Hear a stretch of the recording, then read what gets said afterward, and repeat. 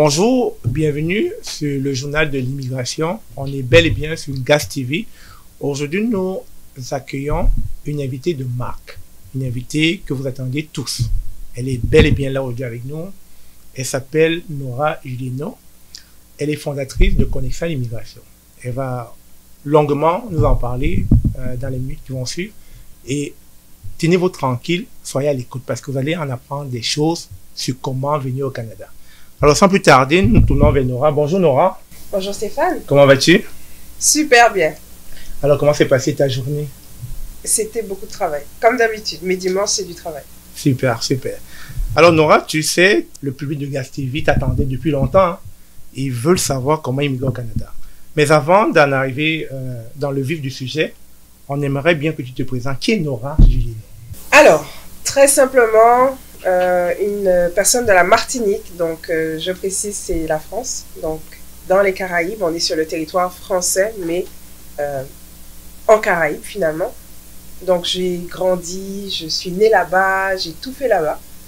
Et puis, j'ai étudié là-bas. Et puis, en 2010, j'ai décidé de partir pour venir au Canada.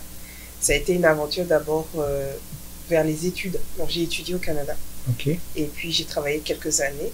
Et par la suite, j'ai fondé le cabinet Connexion à l'immigration avec mon associé Chantal Cadas, que je salue, qui est à Toronto. Ok. Donc, voilà. Comme ça, là, on dit bonjour à Chantal qui nous regarde quand elle verra la vidéo. Mais j'ai bien envie de te poser la question, pourquoi le Canada? Pourtant, quand on parle de la Martinique, ce sont des îles françaises. Pourquoi pas la France? Effectivement, en fait, le Canada, parce que la France, d'emblée, ne m'attirait pas tant que ça. Okay. Pourtant, on est français, on est en territoire français, on a étudié. La suite logique, c'est de partir en France, faire des études, de hautes études. J'ai fait une licence, donc la suite, c'était le maîtrise. Mais finalement, je me suis dit, je ne suis pas tellement attirée par, je ne sais pas, le décor, le paysage français, qui est pourtant super beau, mais pas nécessairement. Donc, quoi faire? Puis, c'est lors d'une réunion, une conférence qu'il y avait dans une université qui est en Martinique, l'UAG, que les universités du Québec sont venues rencontrer les locaux pour leur parler de leurs universités, des programmes pour les étudiants étrangers. Je me suis dit, ben, c'est là que je vais aller, c'est sûr. Okay. C'est différent, c'est nouveau, c'est l'Amérique du Nord, voilà. C'était le Québec. Je suis partie. Et donc, comme ça, tu poursuis tes études au Canada, à l'Université du Québec à Montréal, à l'UQAM, oui. Une maîtrise. Ensuite, qu'est-ce qui t'amène à créer ton entreprise Connexal après tes études? Pourquoi Connexal? Parce que tes études déjà n'ont rien à voir avec l'immigration canadienne. Effectivement. Alors Connexal, parce que c'est justement lors d'un échange avec Chantal, mon associé, qu'on a vraiment décidé d'aider finalement, d'apporter un support aux gens qui souhaitent immigrer au Canada. Et pourquoi cela? Parce qu'on était quand même beaucoup sollicités.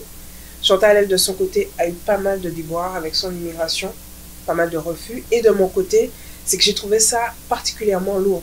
Donc, tu vois, la combinaison des deux, le fait qu'il y ait des gens qui nous sollicitent, nous-mêmes, on est passé par là, on sait ce que c'est, on s'est dit, il y a sûrement quelque chose à faire avec ça. Puis, c'est comme ça qu'on a vraiment décidé de repartir aux études. Donc, oui, j'ai fait le SG, mais je suis retournée sur les bancs de l'école pour pouvoir à nouveau avoir un diplôme pour devenir consultante en immigration et fonder Connexal avec Chantal. Super. Alors, qu'est-ce que ça prend pour devenir consultant réglementé en immigration canadienne? Est-ce que ça demande des longues études? Alors, à l'époque, c'était une année. Une année, j'avais fait une attestation d'études collégiales dans ce qu'on appelle un cégep. C'est l'équivalent de la première lycée, là, pour ceux qui sont avec le système français.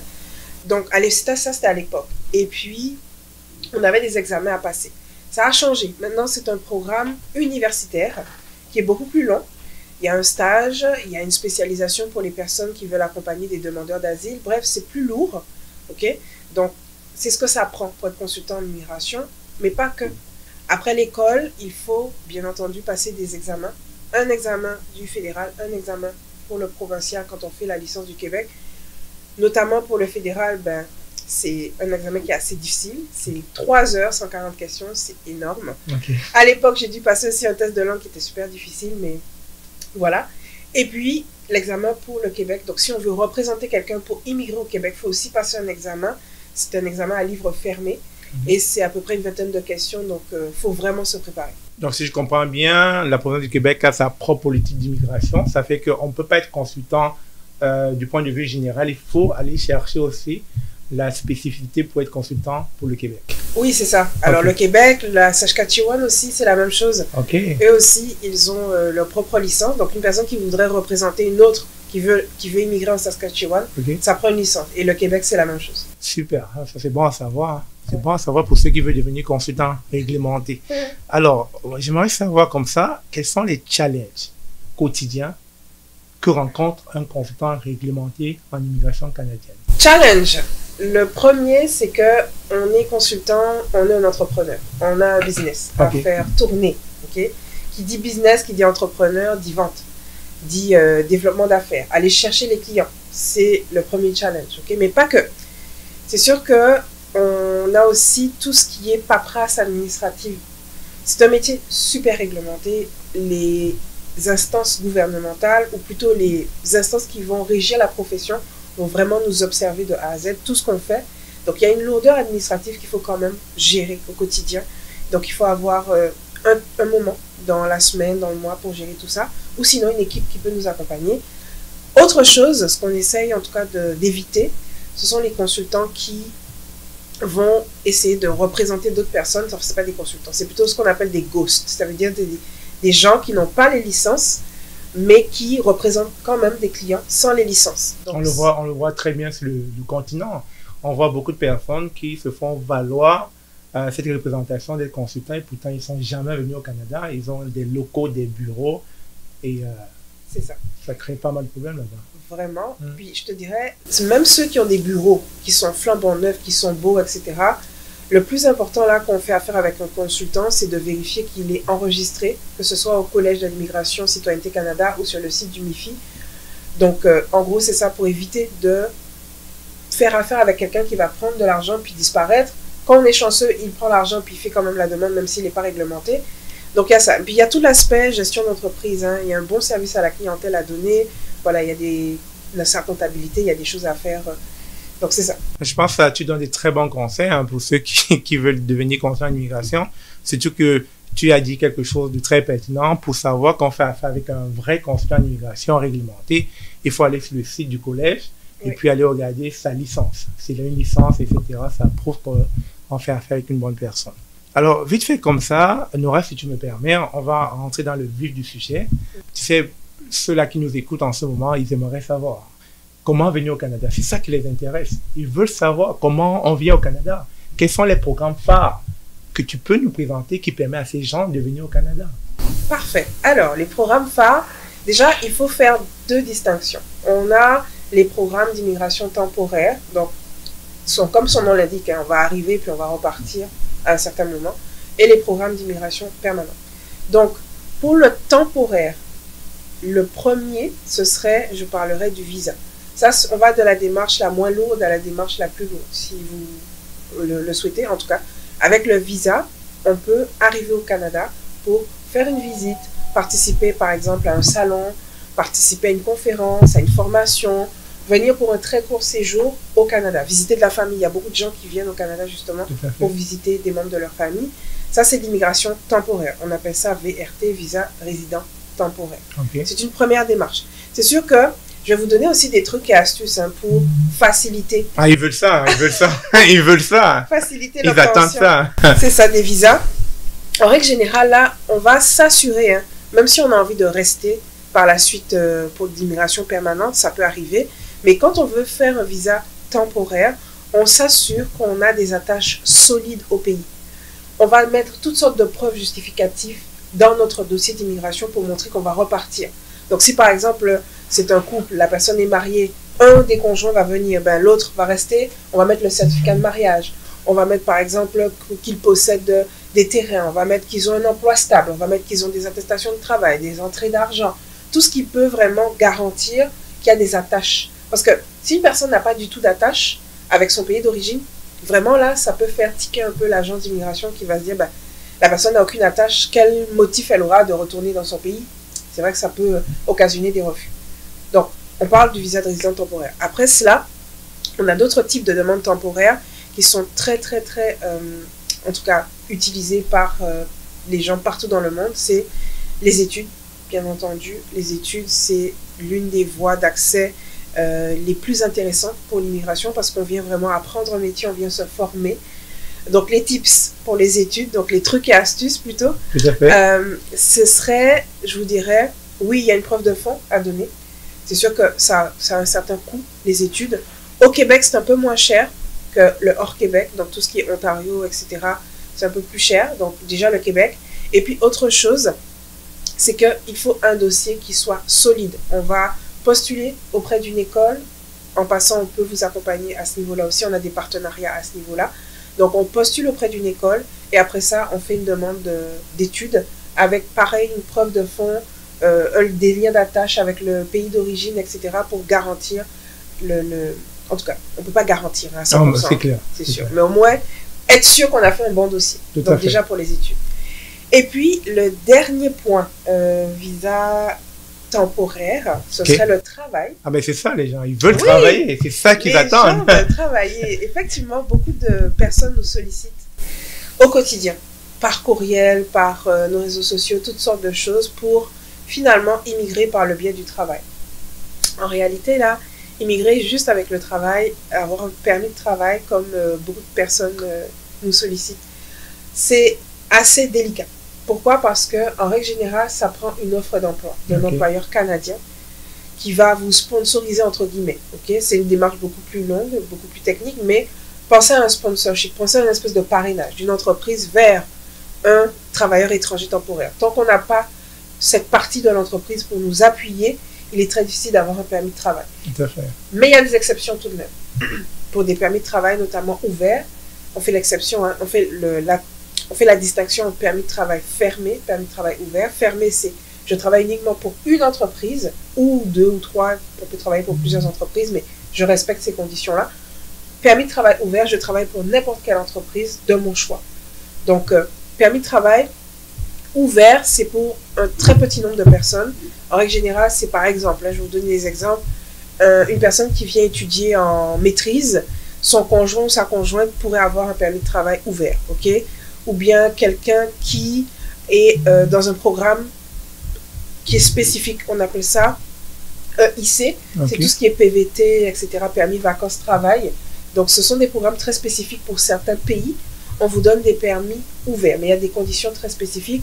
Ou sinon, si on a étudié au Canada, on peut avoir, après les études, un permis de travail ouvert. Donc, il y a quand même des conditions très spécifiques pour avoir ce fameux permis de travail. Pour rattacher ça à une entreprise, c'est un peu plus pénible. Merci Nora. Et alors, je vais vite résumer tout ce que tu viens de dire. Oui. Pour que quelqu'un puisse venir au Canada, ça lui prend un VRT, c'est-à-dire un visa temporaire. Oui. Aussi, il peut venir par les études ou encore par le travail. Exactement. Mais il y a une question quand même qui me taraude l'esprit, c'est ces personnes qui n'ont pas de diplôme.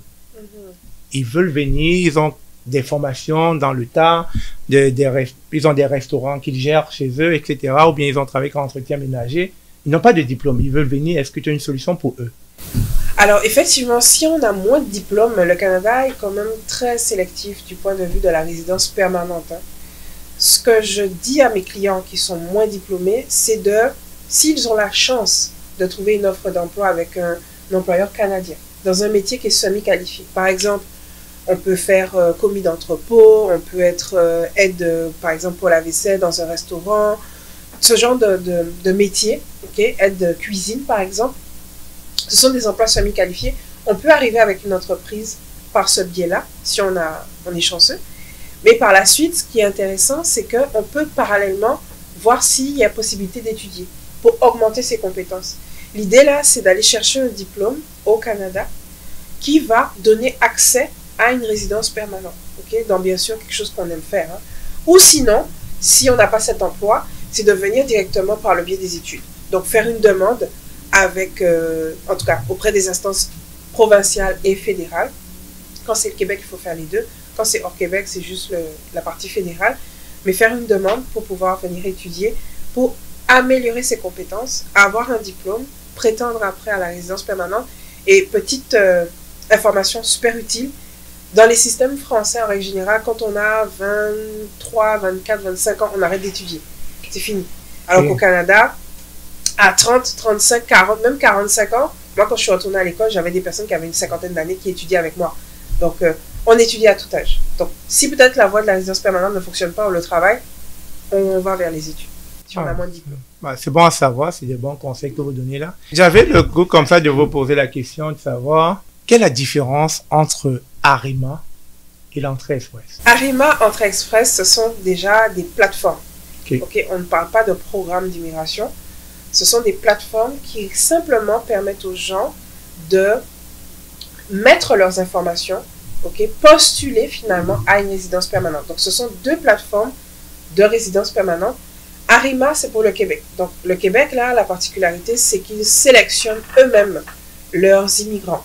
Ils ont ce pouvoir, ils ont cette compétence. C'est la seule province au Canada qui a autant de pouvoir finalement sur ces immigrants, sur la sélection de ces immigrants.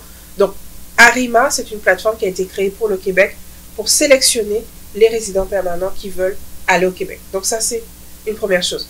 On va rentrer toutes sortes d'informations sur Arima, notre âge, notre niveau de langue, notre niveau de diplôme, notre expérience de travail, etc. Ils vont vraiment nous scanner pour voir, voilà, si on peut apporter quelque chose de positif au Canada. Ils vont sélectionner leurs candidats les meilleurs. Entrée express, c'est pour tout ce qui est hors Québec. Ok. Quand on veut aller n'importe où qui n'est pas au Québec, en Ontario, en Colombie-Britannique, peu importe. C'est le même procédé. On va mettre donc toutes ces informations, notre âge, etc., notre parcours, notre profil sur Entrée express. Mais il faut savoir que c'est quand même une espèce de compétition. Il y a un grand bassin avec plusieurs personnes. Et à ce moment-là, on va sélectionner les meilleurs profils. Merci Nora, merci encore pour cette différence entre Arima et Entrée express que tu nous donnes là, parce que beaucoup, très souvent, semblent se poser cette question et se trompent très souvent entre la plateforme et le programme d'immigration. Donc, si je comprends bien, quelqu'un qui veut venir au Québec, c'est Arima. Quelqu'un qui veut aller dans les autres provinces du Canada, c'est l'entrée express. Exactement. Mais dans chacune de sur ces plateformes-là, il y a des programmes différents. C'est là qu'on rentre dans un peu de technicalité. Exemple, je vais donner un programme. Pour le Québec, on a le programme régulier des travailleurs qualifiés. Donc, dans la plateforme Arima, il y a ce programme auquel on postule. Et si on a suffisamment de points, on est éligible, etc., on est sélectionné par le Québec. Pour Entrée express, il y a d'autres programmes qui sont propres au hors-Québec. Par exemple, travailleurs qualifiés pour le fédéral ou bien métiers spécialisés. Ce sont des programmes d'immigration dans lesquels on va s'inscrire parce qu'on pense qu'on a des chances d'être sélectionné. On va regarder le niveau de diplôme, le travail, etc., le métier des fois, ce qui peut être spécialisé ou pas. Donc, c'est ça. Alors, à vous entendre parler, il y a tellement de programmes dans l'immigration canadienne que si on s'éternise, là, on va pas finir. On va aller vite parce que le temps nous est imparti. Je voudrais comme ça que vous me donniez des conseils, les conseils que des personnes pourraient utiliser pour éviter de se faire arnaquer dans l'immigration canadienne. Alors, les conseils. Première chose, on va se préparer. L'immigration canadienne, c'est quelque chose qui prend du temps. On n'immigre pas en 1 mois, en 2 mois, en 3 mois. En règle générale, les procédures prennent entre 3 à 6 mois, voire même 1 an, 2 ans. Ça dépend, c'est quelque chose qui est long. On fait ses recherches. On fait ses recherches aussi. Où est-ce qu'on veut aller? Ça, c'est la première chose. Après ça, dépendamment de est-ce qu'on veut faire affaire avec un consultant, un avocat, peu importe, il y a une batterie de professionnels, de spécialistes dans la profession. On va toujours vérifier si la personne est réglementée. Si elle est sur le site du Collège Immigration Citoyenneté Canada, ou bien si c'est un avocat, s'il est au barreau du Québec, des choses comme ça, au barreau de l'Ontario, peu importe. On vérifie si la personne est habilitée à nous représenter. Autre chose, on évite de mentir. On évite de faire des fausses déclarations. Tout à fait. Et sinon, quelles sont les conséquences si jamais on ment? Ouais, on peut avoir toutes sortes de choses, interdiction de territoire. On peut vous demander on peut vous demander de quitter le territoire si vous êtes arrivé puis on voit que vous avez menti. Il y a des gens à qui on peut même révoquer des résidences permanentes, des citoyennetés. Bref, on veut pas. On veut vraiment pas mentir. Il faut tout déclarer. Les gens, par exemple, qui ont des enfants, qui se disent, bon, ben, je vais déclarer juste un enfant ou juste mon épouse et puis pas les 4, 5 enfants. On déclare tout le monde. Il faut vraiment tout déclarer, être le plus transparent possible et faire attention aussi à tout ce qui est trop facile. Exemple, une personne, un consultant, peu importe, un avocat qui va vous garantir un visa, c'est vraiment un red flag, comme on appelle ça, c'est vraiment un signal d'alarme, il faut éviter. Pourquoi? Parce que nous sommes des représentants en immigration, mais nous ne sommes pas le gouvernement. On ne peut pas vous donner de réponse que oui, vous aurez le visa ou vous ne l'aurez pas. Le dernier mot revient toujours au gouvernement. Donc, une personne qui va vous garantir un visa, c'est déjà un signal d'alarme. On fait attention. Ok. Ah, ça, c'est bon à savoir. Alors, étant donné que nous nous approchons vers la fin de cette émission, nos téléspectateurs aimeraient savoir comment vous joindre pour se faire accompagner dans leur projet d'immigration. Nous, on fonctionne beaucoup avec tout ce qui est courriel. Hein, ok. Sinon, notre site web, c'est connexolimmigration.com. Comment on fonctionne, c'est que c'est avec des rendez-vous. On fait des consultations qui sont tarifées. C'est en règle générale à peu près 1 heure. Pourquoi c'est important de le faire, hein? Les gens peuvent me dire, bon, est-ce que c'est nécessaire ou pas? Je sais ce que je veux faire, je sais où je veux aller. Il faut le faire. Pourquoi? Parce qu'il y a beaucoup de programmes d'immigration. Il y en a près d'une centaine partout au Canada. Le Canada est énorme, c'est un très grand pays, très vaste. Ouais. On veut savoir dans quel programme on a le plus de chance. Et nous, ça nous demande une analyse vraiment approfondie du profil de la famille pour ensuite vous référer les programmes dans lesquels vous aurez les meilleures chances de succès. Donc, c'est comme ça qu'on travaille. On travaille avec les gens de partout dans le monde. Connexol, c'est 300 candidats qui ont immigré au Canada. Donc, c'est quelque chose qu'on fait depuis un bon moment déjà. Et donc, c'est vraiment ça. Et pour finir, vous avez les bureaux au Canada. Est-ce que vous avez des bureaux dans d'autres parties du monde? Oui, au Cameroun notamment. Oh, ça c'est bien à savoir. On a un bureau au Cameroun, donc n'hésitez pas. C'est l'immeuble Makepe à Douala. Okay? Donc, c'est un bureau qu'on a depuis quelques temps déjà. Et puis, on serait ravis de vous accueillir. Donc, venez nous voir. Merci Nora. Merci encore d'être sur les plateaux d'Ungas TV. Ça nous a fait plaisir de nous honorer de votre présence en cette journée. Et nous espérons que les téléspectateurs ont eu les réponses à leurs questions. Chers téléspectateurs, vous étiez comme cela sur les plateaux de Gaz TV. Vous étiez bel et bien sur le journal de l'immigration en compagnie de Stéphane Chouapi et de Nora Juleno. Il nous a fait plaisir de vous entretenir tout le long de cette entrevue avec Nora Juleno. On se dit à très bientôt pour une autre émission. Au revoir.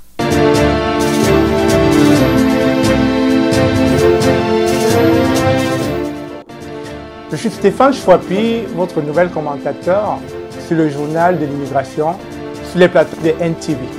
Alors, nous allons parler de la résidence permanente, des visas visiteurs ou encore des permis d'études. Alors, ce sont des sujets, des thématiques qui vous intéressent.